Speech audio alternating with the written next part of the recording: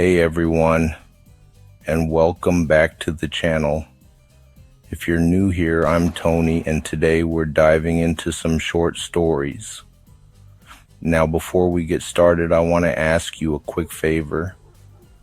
If you're enjoying what you see, please hit that subscribe button down below and ring the notification bell so you never miss another upload. And while you're at it, give this video a thumbs up. It really helps the channel out. Alright, let's jump right in. Alright, gather round folks. Let me tell you about the cursed Craigslist post. The one that whispered promises and delivered nightmares. This is a tale of shadows, of digital dread, and of a hunger that stretched beyond the screen. Our protagonist, if you can call her that, was a college student named Maya. She was a bit of a loner, a digital nomad before the term became trendy, always searching for the next obscure online deal, the next hidden gem. She had a knack for finding the unusual, the discarded, the forgotten. This fascination, however, would lead her down a path she'd forever regret. It started with a simple Craigslist post. Antique mirror, unique design. Must see. The photo was grainy, the mirror's frame obscured by shadows, but something about it drew Maya in. The description was sparse, just a location, an old, seemingly abandoned house on the outskirts of town, and a phone number. No name, no details. Just the chilling simplicity of the offer. Intrigued and perhaps a little foolishly, Maya decided to investigate. She'd always been fascinated by old things, by the stories they held. She rationalized that it would be a fun adventure, a chance to explore a bit of local history. She borrowed her roommate's beat-up old car, packed a flashlight and a sense of misplaced bravado, and set off. The address led her to a dilapidated Victorian house, its paint peeling, its windows like vacant eyes staring out at the overgrown yard.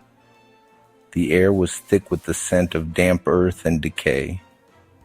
A sense of unease settled over Maya as she approached the creaking gate. The house seemed to hold its breath, waiting. She called the number from the Craigslist post. A raspy voice answered, a voice that sounded like it had been scraped from the bottom of a well. "You found the house. The mirror is inside. Go in. It's waiting for you."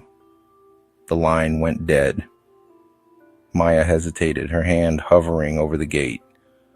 The voice, the house, the sheer strangeness of the situation.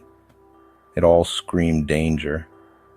But curiosity, that insidious beast, gnawed at her. She pushed the gate open, its rusty hinges groaning in protest. The front door was unlocked. Maya stepped into a cavern of shadows, the air thick with dust and the scent of mildew.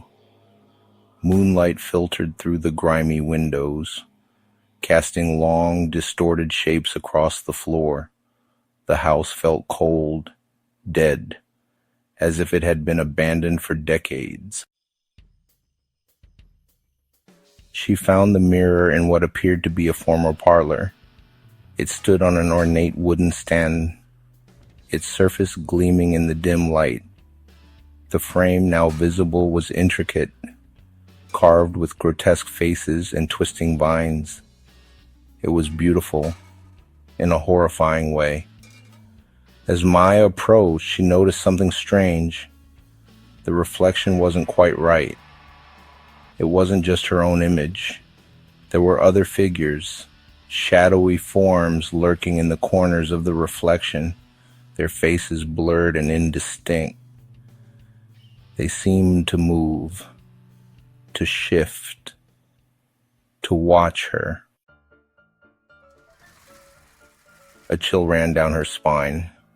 She took a step back, her heart pounding. The reflection seemed to deepen, the shadowy figures becoming clearer, more defined. They were reaching out, their hands stretching towards her through the glass. Suddenly the mirror spoke. Chorus of voices, VO. You see us now. We have been waiting. You are the one. Maya screamed, a raw, primal sound that echoed through the empty house. She stumbled back, knocking over a dusty side table. The mirror's reflection rippled, the shadowy figures surging forward, their eyes glowing with an unholy light. She turned and ran, her footsteps echoing through the house. She burst through the front door, her lungs burning, her mind reeling. She didn't stop running until she reached her car, her hands shaking as she fumbled with the keys. She drove away, the house receding into the darkness, its silhouette a malevolent shape against the moonlit sky. She didn't look back. Back in her dorm room, Maya tried to rationalize what she had seen. It was just an old house, an old mirror, her imagination running wild. But the image of the shadowy figures, their glowing eyes, their reaching hands, it was burned into her mind. She tried to forget, to move on, but the mirror, the Craigslist post, it wouldn't let her. She found the post still active, but the picture had changed. Now the picture was a reflection of her, with the same shadowy figures surrounding her in the reflection. A message was added, "We see you." The phone started ringing. It was the same number from the Craigslist post. She answered, her voice trembling. "What do you want?" she asked. A raspy voice responded, "We want you. You are ours now. You belong to the mirror." The phone went dead. Maya threw it across the room, her heart pounding. She tried to tell her roommate, but the words wouldn't come. She was trapped, caught in a web of fear and dread. The next day, she found strange symbols etched into her skin, symbols that matched the carvings on the mirror's frame. They pulsed with a faint, eerie light. She tried to wash them off, but they wouldn't budge. She started seeing the shadowy figures everywhere, in reflections and shadows in the corners of her vision. They were always watching, always waiting. Their voices whispered in her ear, their words a constant chilling reminder of her fate. The Craigslist post changed again. Now it showed a video. It was a recording of Maya, taken from an unseen camera. She was walking through the house, approaching the mirror. The video ended with her screaming.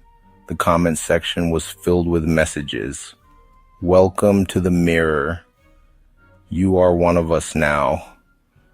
We are waiting for you." Maya was losing her grip on reality. She was trapped in a nightmare that had started with a simple Craigslist post.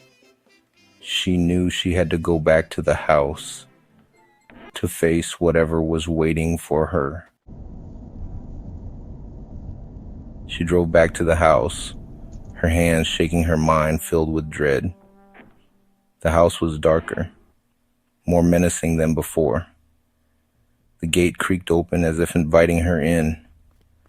She walked through the front door, her flashlight beam cutting through the darkness. The house was silent, eerily so. She followed the symbols etched into her skin, symbols that led her to the parlor. The mirror stood in the center of the room, its surface gleaming, its reflection pulsing with an unholy light. The shadowy figures were there, waiting, their eyes glowing with anticipation. "You have returned. You are home," echoed a chorus of voices. Maya stepped towards the mirror, her heart pounding. She knew what she had to do. She had to break the mirror, to destroy the curse. She raised her flashlight, her hand trembling. But as she did, the mirror's reflection changed. It showed her, but not her normal self. The reflection was of her body, but her eyes were glowing like the figures, and her face was distorted, a grotesque version of herself. "You cannot destroy us. You are one of us now. You are the mirror," echoed a chorus of voices. The figures surged forward, their hands reaching out through the glass. Maya screamed, her voice lost in the chorus of whispers. The mirror shattered, its shards falling to the floor, but the curse wasn't broken. The shards of the mirror reflected not the room, but the same shadowy figures, now more numerous, more powerful. The figures surged out of the shattered mirror, their forms solidifying, their eyes glowing with malevolent light.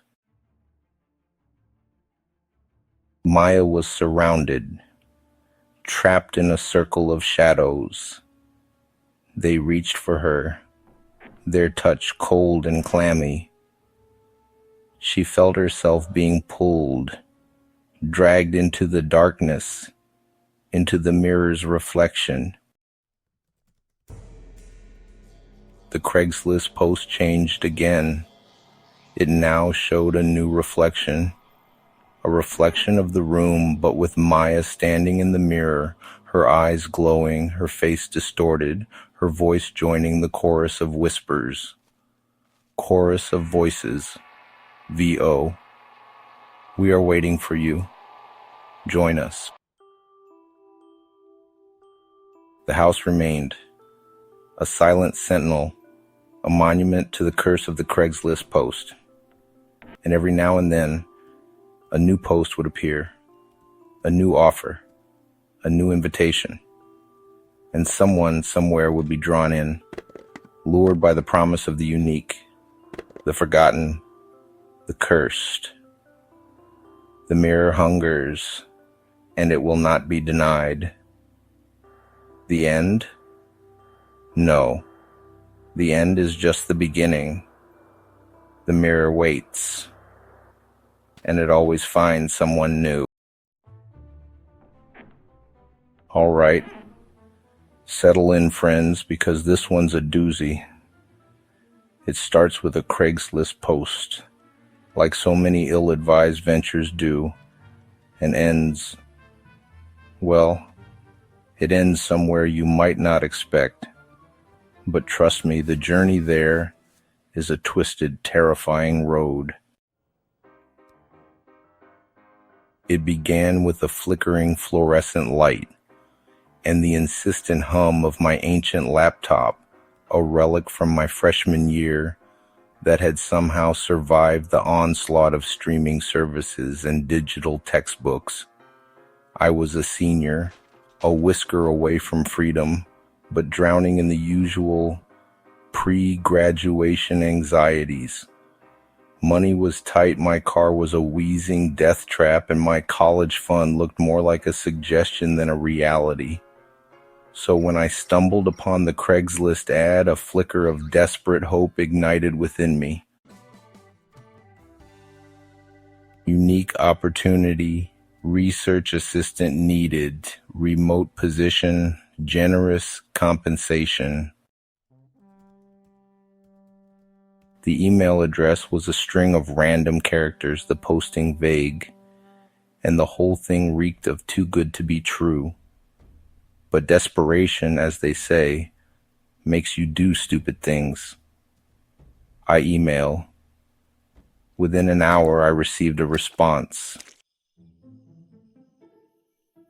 Subject, research assistant needed. Meet me at the Blackwood Library, room 3B, tomorrow at 7 p.m. Do not be late. Bring a notebook and pen. The Blackwood Library was a local legend, a Gothic monstrosity of stone and gargoyles, rumored to be built upon an old burial ground. It was the kind of place where the air was always thick with the scent of old paper and something else, something metallic. Room 3B, I later discovered, was forgotten archive, tucked away in the deepest, most shadowed corner of the building. I arrived at 6:55 p.m., the library's looming silhouette casting long, ominous shadows across the deserted street. The air was cold, even for late spring, and a strange prickling sensation crawled up my spine. Inside, the library was eerily silent. The only sound, the rhythmic tick-tock of a grandfather clock that seemed to echo through the cavernous halls. Room 3B was a small, windowless chamber illuminated by a single bare bulb that cast harsh, distorted shadows. A figure sat at a large mahogany desk, their back to me. They didn't turn when I entered. You're punctual. Good. Sit. The figure turned. It was a woman, tall and slender, with skin as pale as moonlight and eyes that seemed to absorb the dim light. She wore a long black dress that flowed around her like liquid shadow, and her hair, the color of raven's wings, cascaded down her back. I'm A, and you are Liam. Liam, you're here for the research assistant position. Liam, yes, excellent. She slid a thick, leather-bound book across the desk. It was old, its pages yellowed and brittle, its cover embossed with strange symbols. This is the Codex Umbrarum. Your task is to transcribe it. Liam, transcribe it? I asked, staring at the book with a growing sense of unease. What is it? It's a collection of historical documents, ancient texts detailing forgotten rituals and practices. I opened the book. The script was strange, swirling symbols that looked more like hieroglyphs than letters. The language was unknown, the words vibrating with an unsettling energy. Liam, I don't understand this. You will. You have a week. Every night you will come here to room 3B and transcribe a section of the Codex. You will not speak of this to anyone. You will not attempt to understand the words. You will simply transcribe. Do you understand? I nodded, my throat too tight to speak. Good. You may begin. And so my nights became a descent into darkness. Every evening I would return to the Blackwood Library, to room 3B, and transcribe the Codex Umbrarum. The symbols swam before my eyes, the words whispering in my ears, even when I wasn't reading them. The air in the room grew colder, the shadows deeper, and the silence more profound. A was always there, watching, her pale eyes following my every move. She never spoke, never offered encouragement or explanation. She simply observed, her presence a constant unsettling weight in the room. As the days passed, I began to notice changes. The library, once a place of quiet solitude, became a place of dread. The air thrummed with an unseen energy.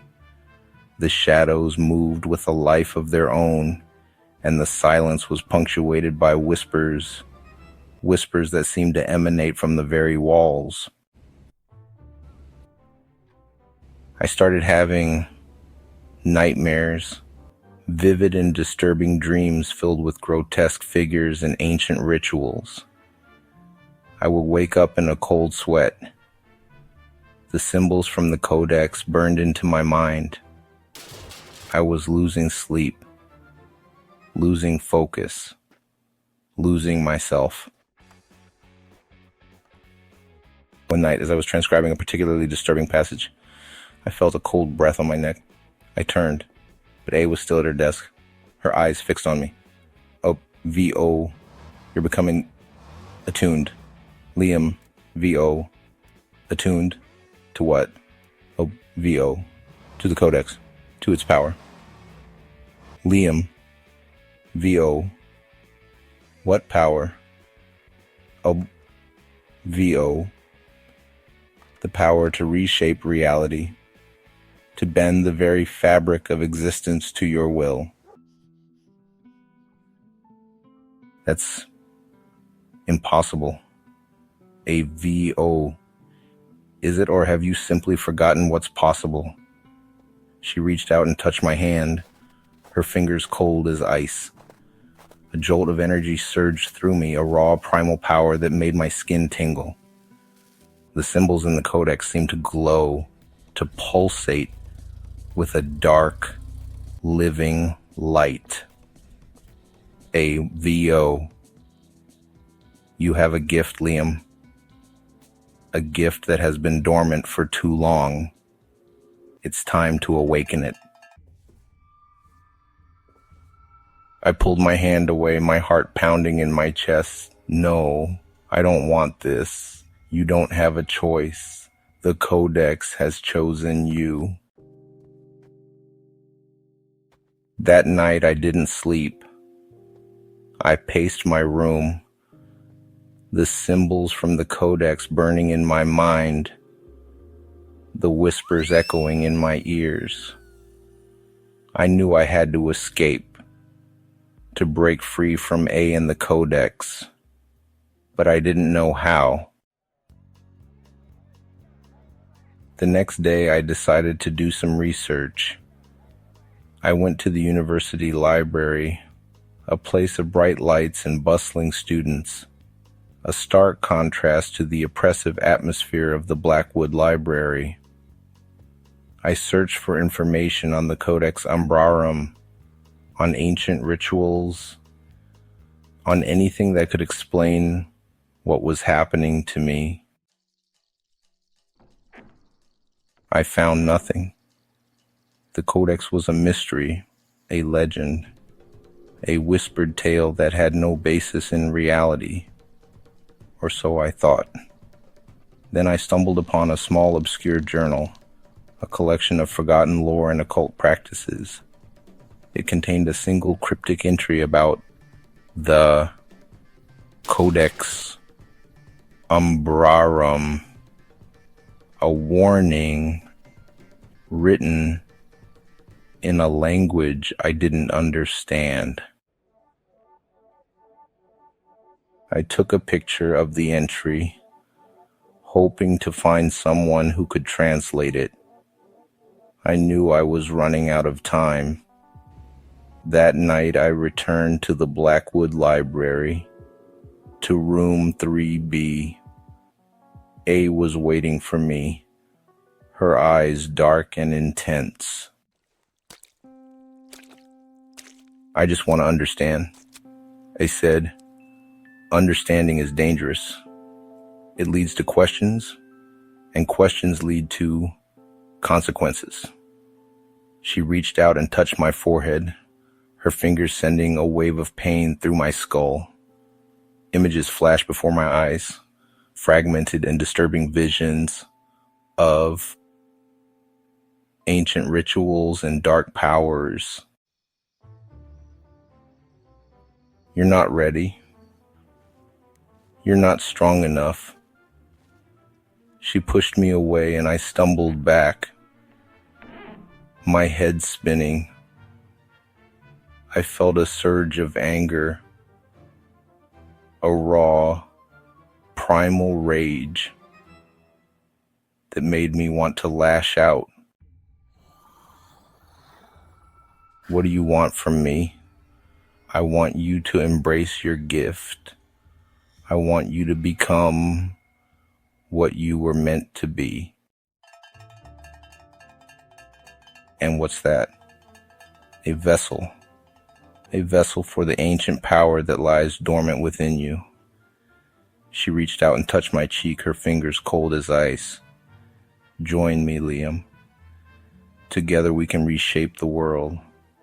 We can create a new reality, a reality where we are the masters, where we are the gods.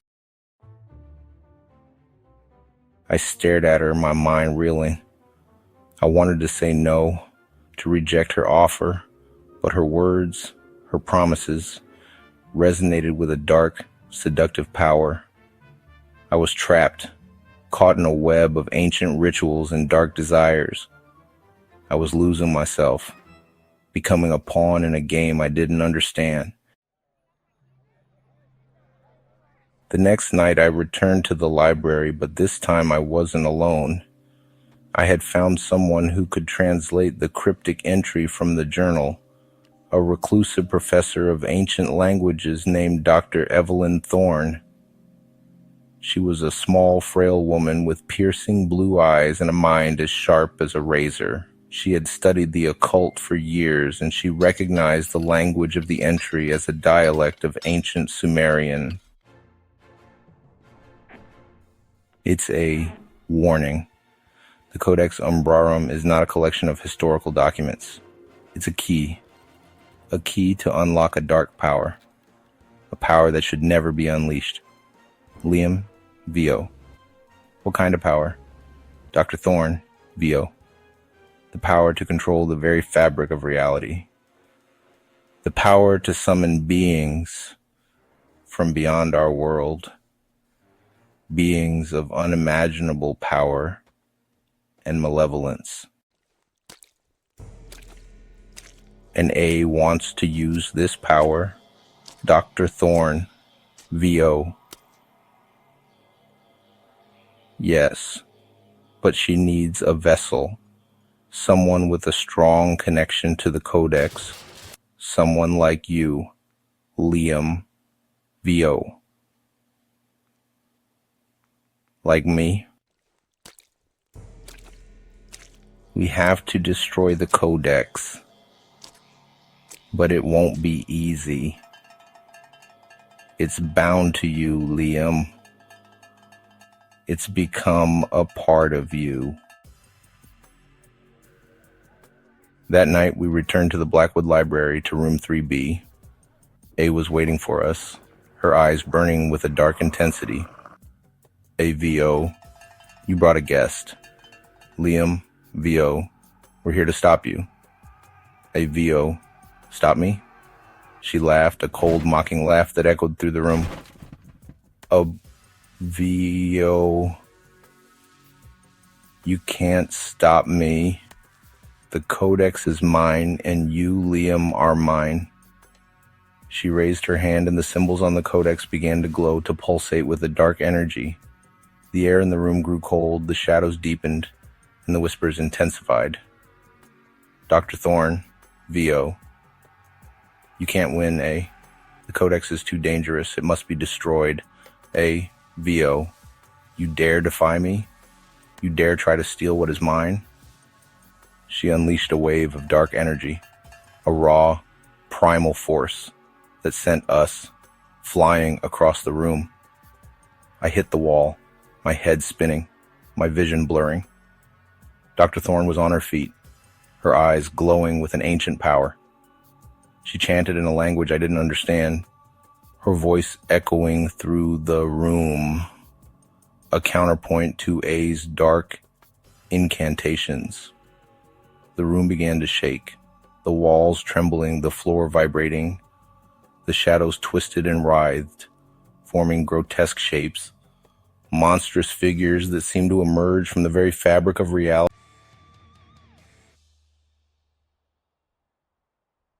The Oakhaven mystery.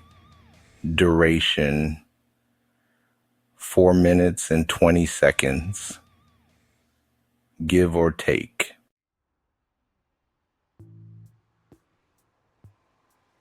The humid summer clung to Oakhaven like a damp shroud, the air thick and heavy. 16-year-old Willow felt it even through the cool hum of her laptop, the oscillating fan doing little to combat the oppressive heat. She was trawling through Craigslist, a desperate quest for a vintage film projector to replace the one her younger sister, Hazel, had inadvertently sacrificed to the local pond during their last exploring expedition.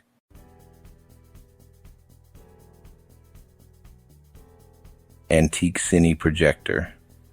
Needs minor tune-up. $60 or best offer. Contact A. Finch.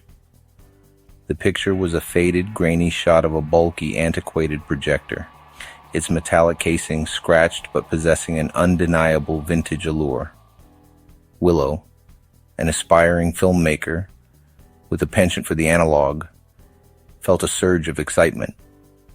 $60 was a steal, even with repairs. She clicked reply.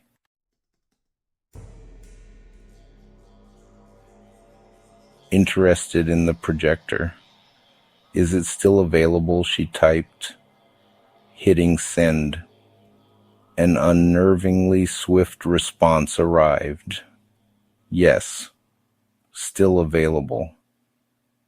Address, 7 Sycamore Lane. Come anytime.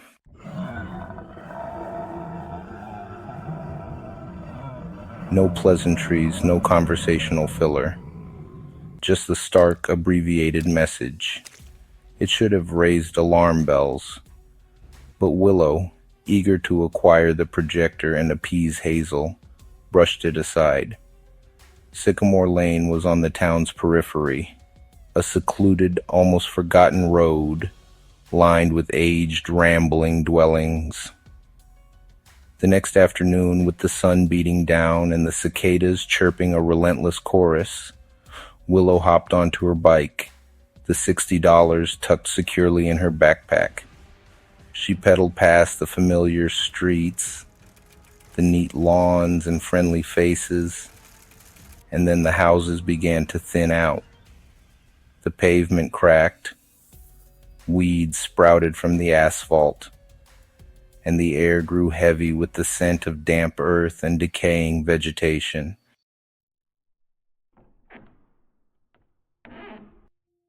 Seven Sycamore Lane was a 2-story Gothic revival, its paint peeling like sun-scorched skin, the windows dark and lifeless. The overgrown yard was a chaotic tangle of weeds and gnarled trees, their branches reaching out like skeletal arms. A rusted iron gate creaked as Willow pushed it open, the sound echoing in the oppressive silence. She hesitated, a prickle of unease crawling up her spine. But the thought of the projector, of Hazel's disappointed face spurred her on. She walked up the cracked stone path, the house looming larger with each step.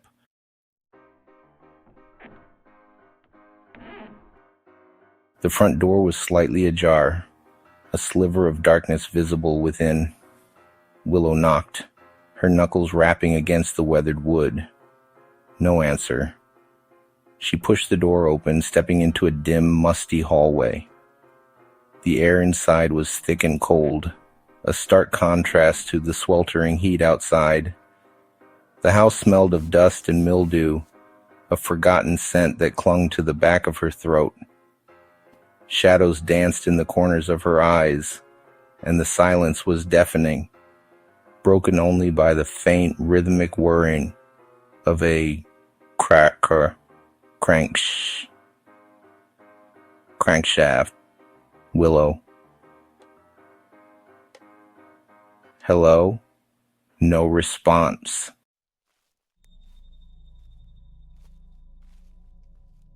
She walked further into the hallway, her footsteps muffled by the thick, threadbare carpet.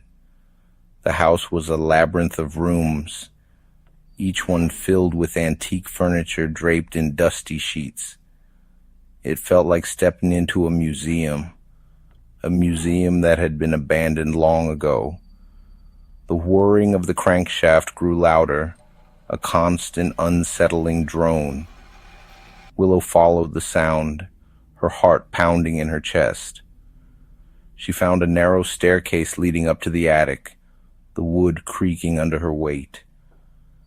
The attic was a single, large room, the air thick with dust motes dancing in the slivers of sunlight that pierced through the grimy windows.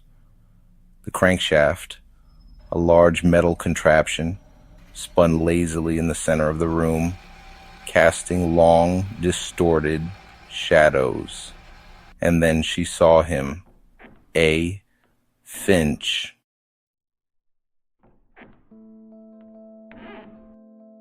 He was sitting in a worn, high-backed chair in the far corner of the attic, his back to her. He was gaunt, almost emaciated, his shoulders hunched, his head bowed. He wore a dark, threadbare coat that seemed too large for his frame. Willow. Hello? He didn't move. The crankshaft continued to whir, the sound filling the silence. Willow took a tentative step forward. Willow. I'm here about the projector. He still didn't move.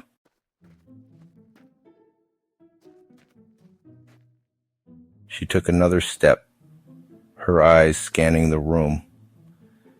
It was filled with old film reels, faded portraits of stern-looking people, landscapes that were blurred and indistinct. There were stacks of dusty books, their spines cracked and yellowed, and strange, intricate contraptions made of metal and wood. And then she saw the projector. It was sitting on a small table beside the chair, its metallic casing scratched and worn, but still holding a certain antique charm. Willow reached out for it, her fingers brushing against the cold, smooth metal. And then he spoke. A. Finch. You shouldn't have come.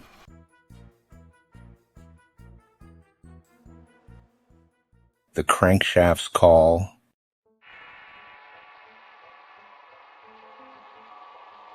Willow froze, her hand hovering over the projector. She slowly turned to face him. He was still sitting in the chair, his head bowed, his face hidden in shadow. But she could feel his eyes on her, cold and piercing. Willow, what do you mean? He didn't answer. He slowly raised his head, revealing his face. It was a face that made Willow's blood run cold. His skin was pale and translucent, stretched taut over his sharp cheekbones. His eyes were dark and sunken like empty sockets, and his lips were thin and bloodless, stretched into a chilling, almost predatory smile.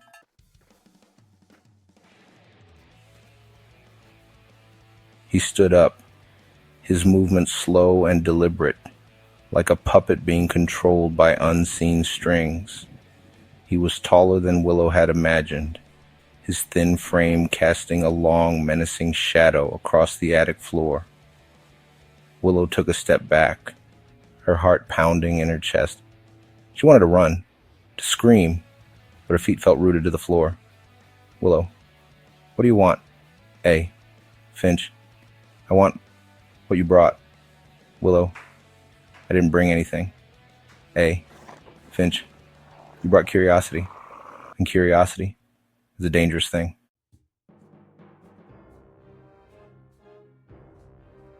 He reached out a hand, his fingers long and bony, like the talons of a bird of prey. Willow flinched, her eyes widening in terror. You shouldn't have come. Now, you'll never leave. He lunged forward, his hand reaching for her throat. Willow screamed, a raw, primal sound that echoed in the empty attic. She stumbled back, knocking over a stack of old film reels. They scattered across the floor, revealing strange, distorted images. Willow turned and ran, her feet pounding on the creaking floorboards. She reached the staircase, her heart pounding in her ears. She stumbled down the stairs, her vision blurred with tears.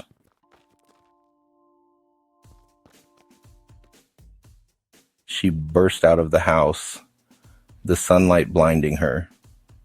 She ran down the overgrown path, her lungs burning, her legs aching. She didn't stop running until she reached her bike, her hands shaking as she fumbled with the lock. She pedaled away from the house, her eyes darting back over her shoulder, expecting to see him chasing her. But the house stood silent and still, its dark windows watching her like empty eyes. Willow didn't stop pedaling until she reached the outskirts of town, the familiar streets and houses, a welcome sight. She rode home, her body trembling, her mind reeling. She burst into her house, her face pale, her eyes wide with terror. Willow, what's wrong? Willow couldn't speak. She just shook her head, her eyes filled with tears.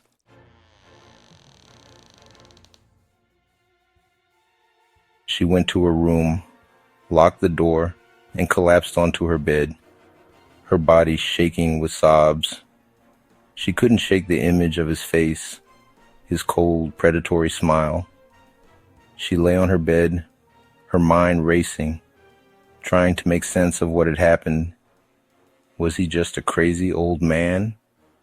Or was there something more, something darker, lurking in that old house? She remembered the strange film reels, the intricate contraptions, the feeling of being watched, of being trapped. And then she remembered the crankshaft.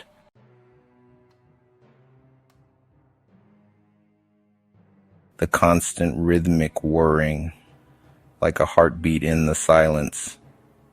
She shuddered, a cold dread settling in her stomach. She had a feeling that she hadn't escaped, that she had brought something back with her. The next few days were a blur of fear and paranoia. Willow couldn't shake the feeling of being watched. She saw shadows in the corners of her eyes, heard whispers in the silence. She avoided Sycamore Lane, taking long roundabout routes to avoid passing the house. She tried to tell her parents what had happened, but they dismissed it as teenage imagination, a product of the summer heat. They told her to forget about it, to focus on her filmmaking, but Willow couldn't forget. She kept thinking about the projector, about the old man, about the strange, unsettling feeling that had permeated the house.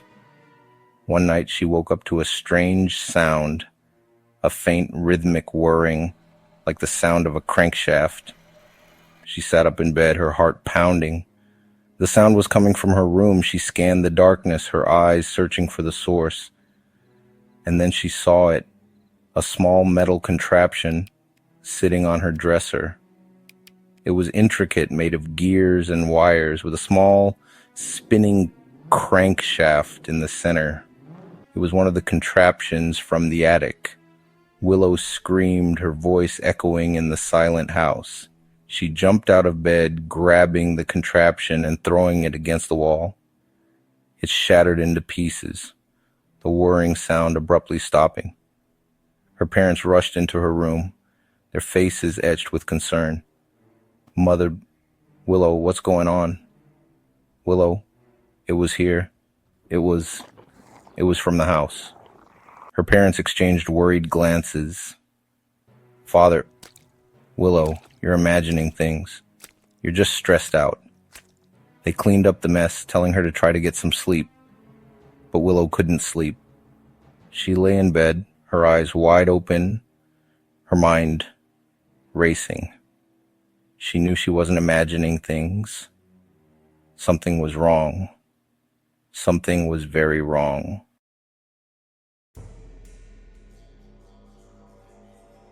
Section: The Resonance Conduit. Duration: 3 minutes plus 5 seconds.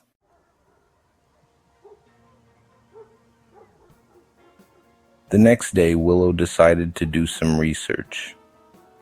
She went to the library, searching for information about 7 Sycamore Lane.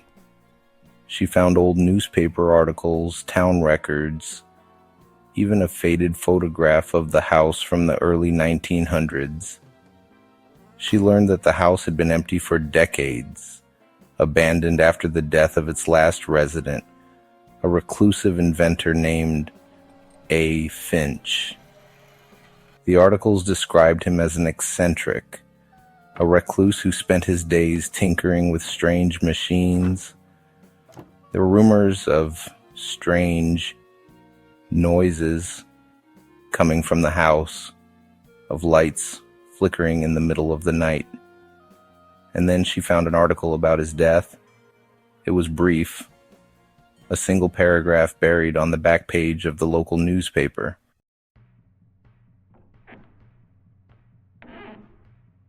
"Inventor found dead in attic," the headline read. A. Finch, a resident of 7 Sycamore Lane, was found dead in his attic yesterday. The cause of death is unknown. Willow felt a chill run down her spine. The cause of death was unknown, just like the strange, unsettling feeling that had permeated the house. She continued her research, searching for more information about A. Finch. She found old journals filled with strange diagrams and cryptic notes.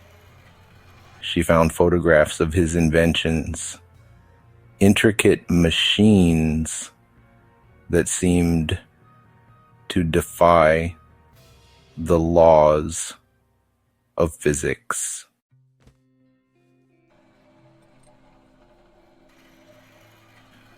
And then she found a photograph of the attic crankshaft. It was the same crankshaft that had been spinning in the center of the attic. The same crankshaft that had been whirring in her room. But in the photograph, the crankshaft was different. It was larger, more complex, with a network of wires and gears that seemed to pulse with an inner light. And then she read the caption. "The Resonance Conduit," it read. A machine designed to amplify the echoes of memory. Willow's heart pounded in her chest. The echoes of memory? What did that mean? What was A. Finch trying to do? She read further, her eyes scanning the cryptic notes. She found references to resonance, to frequencies, to replays. And then she found a passage that made her blood run cold. The replay of the soul, it read. A lingering imprint that remains after the final scene. A faint, persistent loop.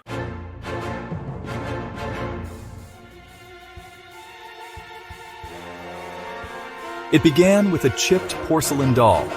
Not one of those pristine collectible things, no. This doll, listed on Craigslist, bore the faded, almost lewd smile of a child's plaything, its painted eyes a shade too knowing.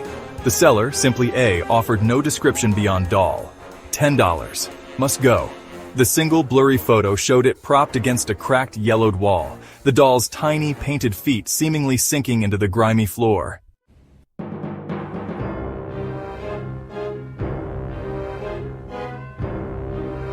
I, a chronic insomniac and Craigslist browser of the wee hours, found myself drawn to it. Not in a I need this way, but in the way one stares at a car wreck, a morbid curiosity that blooms in the dark. I emailed a simple query. Why must it go?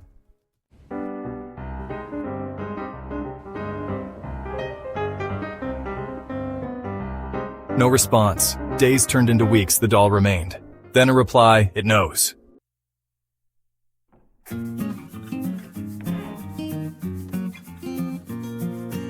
That was it. It knows. I stared at the message, a shiver crawling up my spine, a feeling I'd long forgotten, the primal fear of something unseen, something wrong. I deleted the message, tried to forget the doll, but it lingered, a phantom image on my screen, a whisper in the silence of my sleepless nights.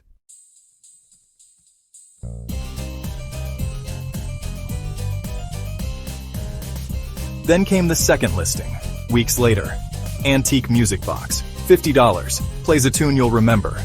The photo was a dark, grainy shot of a wooden box, its surface scratched and worn, a tarnished brass crank sticking out at an odd angle. No mention of no connection to the doll, but I knew. I just knew.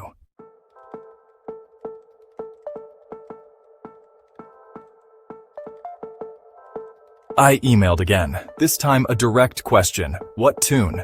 The reply was swift, the one they sang when they took you.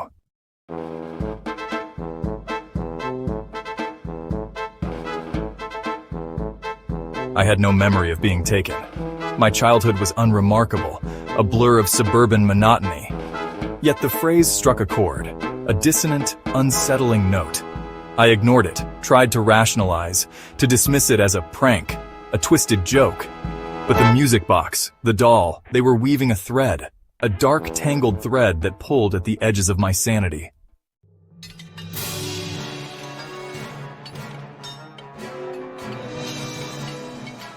The third listing was a rusted key, simply key. $5. Opens a door. The photo showed a heavy, tarnished key, its teeth worn and uneven, a strange symbol etched into its bow. I emailed again, my heart pounding, a cold dread settling in my stomach. What door?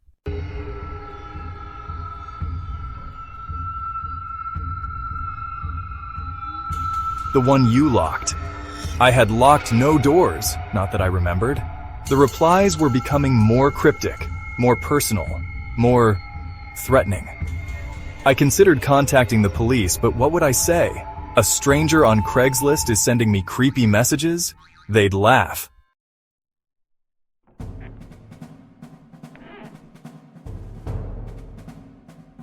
Then came the fourth listing, a small, worn, leather-bound book.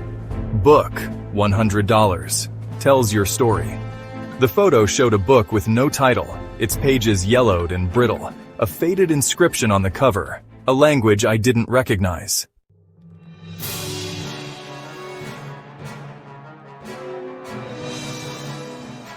I didn't email, I couldn't.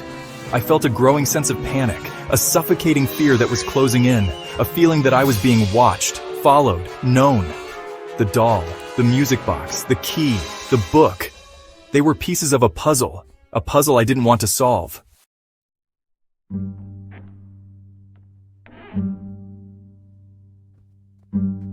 I started seeing things, shadows that moved in the corner of my eye. Whispers that seemed to come from the walls, a sense of being observed, constantly, relentlessly. The doll's face, its painted smile, haunted my dreams. The music box's tune, a discordant melody I couldn't place, echoed in the silence. The key, its worn teeth, felt like a physical weight in my pocket, even though I didn't own it. The book, its faded inscription, became a looming presence, a dark secret waiting to be revealed.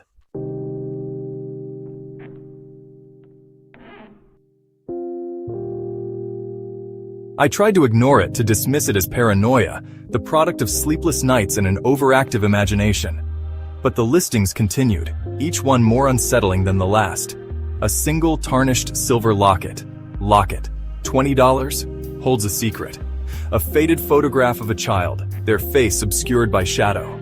Photo, $15, shows where you went. A single dried flower pressed between the pages of a worn journal. Flower, $5, marks the spot.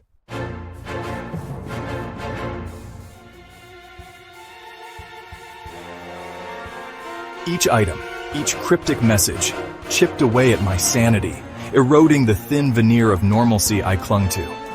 I became a recluse, afraid to leave my apartment, afraid to sleep, afraid to even look at my computer screen. The Craigslist listings, they were a curse, a slow, insidious curse that was consuming me.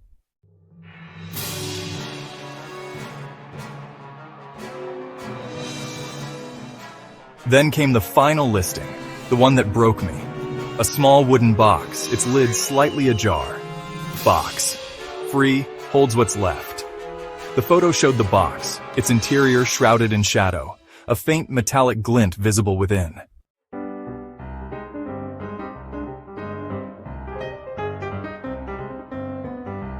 I knew what was in the box. It was the missing piece, the final piece of the puzzle, the answer to the questions I didn't want to ask. I emailed a single word. Where?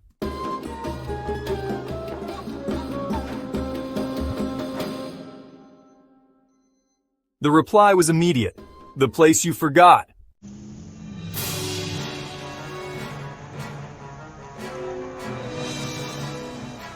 I didn't know where that was. I had no memory of any place I forgot. But the feeling, the dread, the absolute certainty told me I had to find it. I had to face whatever was waiting for me, whatever A was leading me to.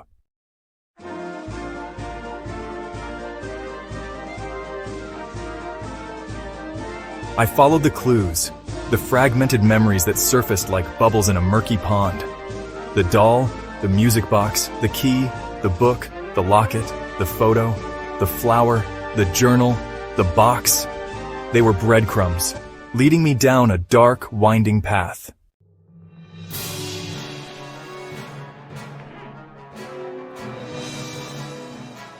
The path led me to an abandoned asylum, a place of crumbling brick and shattered windows, a place where the silence was thick and heavy, a place where the air was thick with the ghosts of forgotten souls.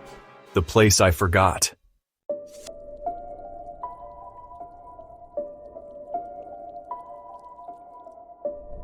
I found the room, a small bare cell, its walls covered in faded scribbles, its floor stained with something dark and sticky. The wooden box sat on a rusted metal bed, its lid slightly ajar.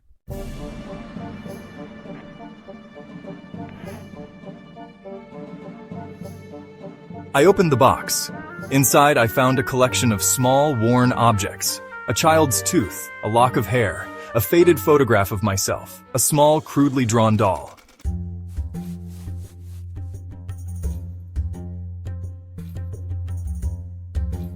And a single, tarnished silver key.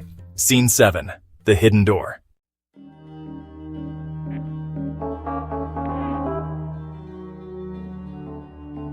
The key fit the lock on a small, hidden door in the corner of the cell. Scene 8, the dark passage.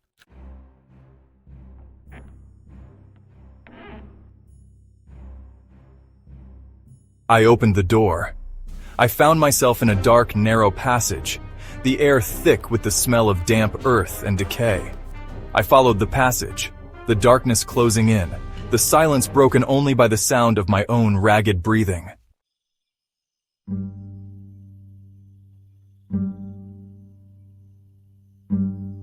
The passage led to a small hidden room, a room that was eerily familiar, a room that felt like home.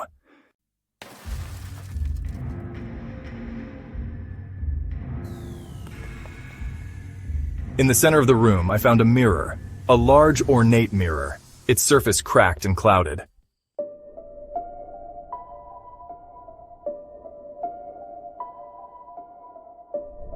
I looked into the mirror. I saw myself, but not the me I knew. I saw a child, a young girl with wide, terrified eyes, her face streaked with tears.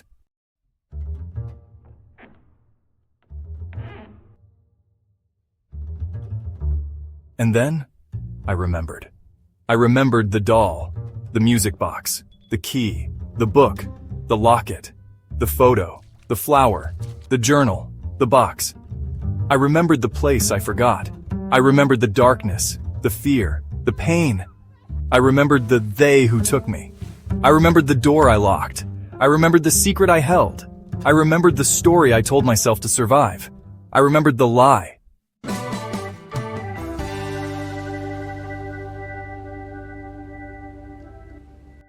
And I remembered A. A was me.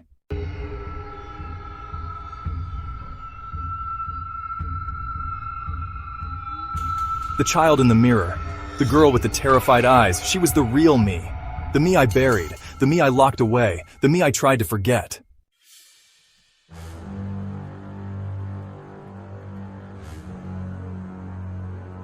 The Craigslist listings, they weren't a curse.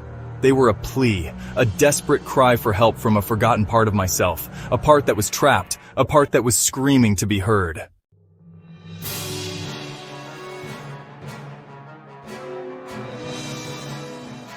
The doll, the music box, the key, the book, the locket, the photo, the flower, the journal, the box, they were pieces of my shattered self, fragments of a broken memory, clues leading me back to the truth.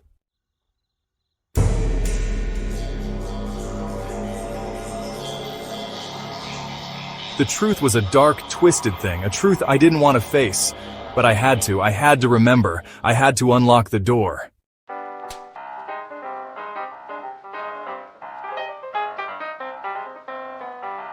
I reached out, my hand trembling, and touched the mirror.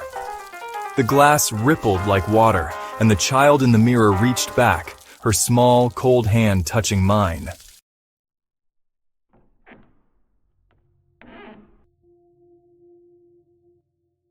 And then, the darkness consumed me.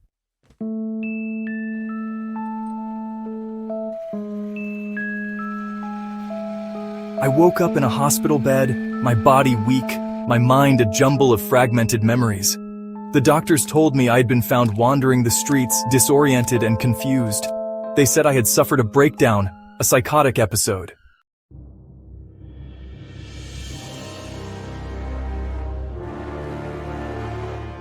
They were wrong. I hadn't broken down, I had broken through.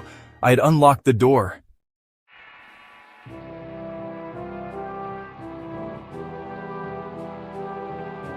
I remembered everything. The abuse, the trauma, the years of buried pain. The they who took me, the ones who hurt me, the ones I tried to forget. I remembered the lie I told myself, the story I created to survive, the story of a normal life, a life without pain.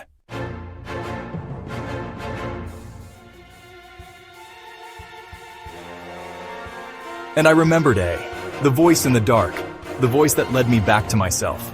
I knew what I had to do. I had to confront the past, to face the darkness, to heal the wounds that had festered for so long.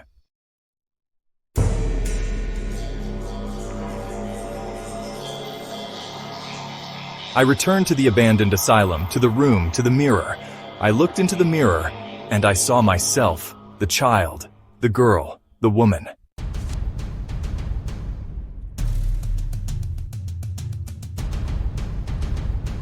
And I spoke. I spoke to her, to myself, to the forgotten parts of me. I told her the truth, the whole truth, the dark, ugly truth. I told her I was sorry. Sorry for locking her away, for forgetting her, for denying her pain. I told her I would never forget again. I told her we would heal, together.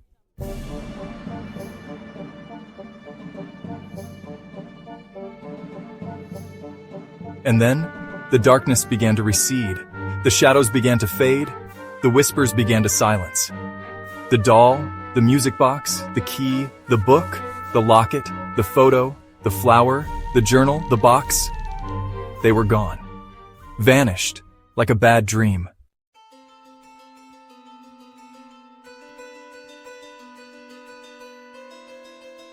The Craigslist listings were gone too. The account deleted, the digital trail erased. I was left with nothing but the truth. A raw, painful truth, but a truth nonetheless. I was left with myself, the whole me, the woman, and I was finally free.